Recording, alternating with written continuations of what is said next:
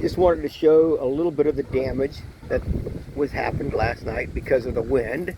This is a grapefruit tree, and it's got ripe grapefruit, semi-ripe grapefruit, and grapefruit that's green as hell on the ground because of that wind.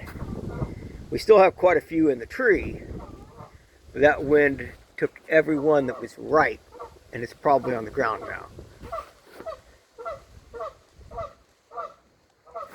See if I can't get up in the top. There's some more up there.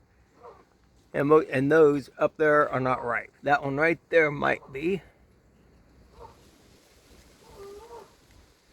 A few more right over there could be ripe.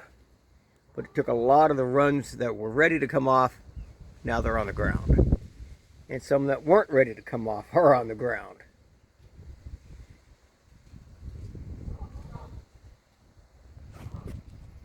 Now this is probably only about 10% of the fruit that's actually in the tree, so it's not as bad as it looks, but there's a lot of fruit on the ground.